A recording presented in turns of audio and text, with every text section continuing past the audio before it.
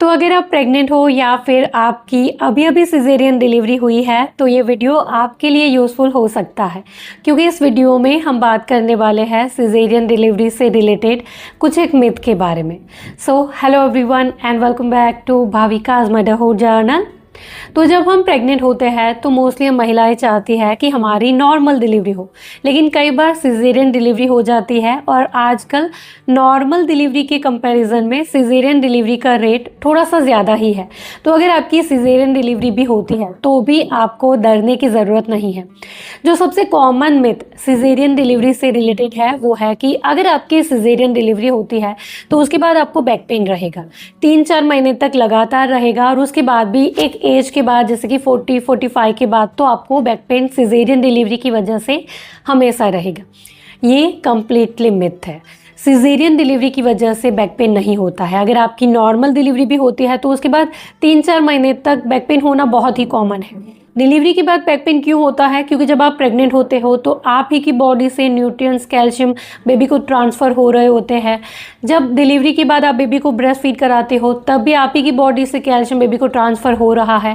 तो अगर आपकी डाइट में कैल्शियम की कमी है और डिलीवरी के बाद जो आपको कैल्शियम के सप्लीमेंट्स दिए जाते हैं वो अगर आप नहीं लेते हो तो बॉडी में कैल्शियम की कमी की वजह से बैक पेन होता है, ना कि सिजेरियन डिलीवरी की वजह से। और माना जाता है कि सिजेरियन डिलीवरी में वो जो स्पाइनल एनेस्थेसिया दिया जाता है, जो कि आपके कमर में जो इंजेक्शन लगता है आपकी बॉडी को सुन्न करने के लिए, तो उसकी वजह से बैक पेन होता है।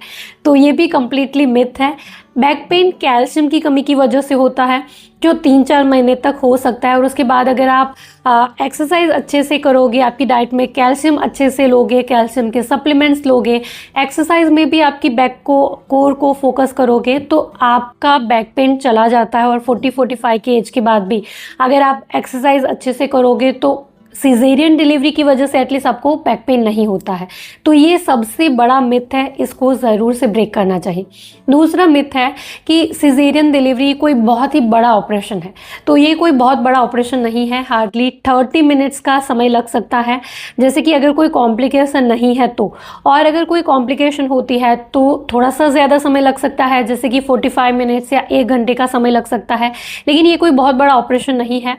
जो आपके पेट के ऊपर स्टिचेस आते हैं, जो कट लगाया जाता है, उसकी वजह से कई बार हमें डर लगता है और माना जाता है कि सिजेरियन डिलीवरी में आपके पेट की 60 लेयर को कट किया जाता है। तो पेट की 60 लेयर को कट नहीं किया जाता है। हाँ, कट आपके पेट के ऊपर जो स्किन होती है उसके ऊपर लगता है और आपके यूट्रस के ऊपर लगता है। बीच की जो लेयर्स होती है उसको सिर्फ हटाया जाता है, उसके ऊपर कट नहीं आता है।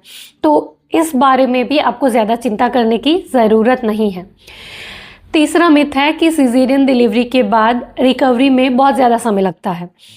नॉर्मल डिलीवरी के कंपैरिजन में अगर देखा जाए तो हाँ, थोड़ा सा ज़्यादा समय लगता है। जैसे कि अगर नॉर्मल डिलीवरी होती है तो 1.5 से 2 महीने में आप ठीक हो जाते हो, बैक टू जो आपका नॉर्मल रूटीन होता है उसको आप फॉलो कर पाते हो। सिजेरियन डिलीवरी में थोड़ा सा ज़्यादा, जैसे कि 3 महीने का समय लग सकता है और उसके बाद आप आराम से बैक टू जो भी आपका नॉर्मल रूटीन होता है उसमें आ सकते हो। कई बार जैसे कि जो डांसर होते हैं या जो एथलीट होते हैं उनको चिंता होती है कि क्या सिजेरियन डिलीवरी के बाद हम बैक टू जो हमारा डांस या गेम्स होते हैं उसमें आ सकते हैं या नहीं। तो जी, 3 महीने तक आप रेस्ट करें और उसके बाद आप बिल्कुल ठीक हो जाते हो और उसके बाद आप आराम से जो भी पहले का आपका रूटीन होता है, चाहे आप डांस करना चाहो या गेम्स खेलना चाहो, आप ज़रूर से उसके बाद उसको कंटिन्यू कर सकते हो। इसके अलावा एक और मिथ है कि अगर आपकी सिजेरियन डिलीवरी होती है तो उसके बाद आपकी बॉडी अच्छे से ब्रेस्ट मिल्क प्रोड्यूस नहीं कर पाएगी, उसके बाद आपको बेबी को फॉर्मूला मिल्क देने की ज़रूरत पड़ेगी। ये भी गलत है, क्योंकि चाहे नॉर्मल डिलीवरी हो या सिजेरियन डिलीवरी हो, उसके इमीडिएट बाद आपकी बॉडी ब्रेस्ट मिल्क प्रोड्यूस नहीं कर पाती है। थोड़ा सा समय लग सकता है, जैसे कि 1 से 2 दिन का समय लग सकता है। तो उस दौरान क्योंकि बेबी भूखा नहीं रहना चाहिए, इस वजह से डॉक्टर कई बार हमें रिकमेंड करते हैं कि बेबी को फॉर्मूला मिल्क दे दो। लेकिन 1 से 2 दिन बाद आप आराम से बेबी को अपना दूध पिला सकते हो। और कई बार तो कुछ पेशेंट की डिमांड होती है कि सेम डे वो अपना ही दूध बेबी को पिलाना चाहते हैं। तो कई बार उनकी बॉडी अगर अच्छे से मिल्क प्रोड्यूस कर रही है तो ये पॉसिबल भी होता है। तो सिजेरियन डिलीवरी की वजह से आपकी बॉडी ब्रेस्ट मिल्क प्रोड्यूस नहीं कर पाएगी, ये भी एक मिथ है, इसको भी ज़रूर से ब्रेक करना चाहिए। तो हम यहाँ पर सिजेरियन डिलीवरी के फेवर में नहीं है। हम ये नहीं कह रहे हैं कि नॉर्मल डिलीवरी की जगह पर आपको हमेशा सिजेरियन डिलीवरी को ही चूज़ करना चाहिए। नॉर्मल डिलीवरी नेचुरल बर्थ है तो वो ज़्यादा बेहतर है, लेकिन इन केस किसी भी रीज़न की वजह से अगर आपकी सिजेरियन डिलीवरी होती है तो सिजेरियन डिलीवरी से आपको डरने की ज़रूरत नहीं है। जैसे कई बार हमें ये भी लगता है कि डॉक्टर को जैसे कि कोई शौक़ है सिजेरियन डिलीवरी करने का, या फिर खामखा हॉस्पिटल का बिल बढ़ाने के लिए सिजेरियन डिलीवरी कर देते हैं। ऐसा नहीं है।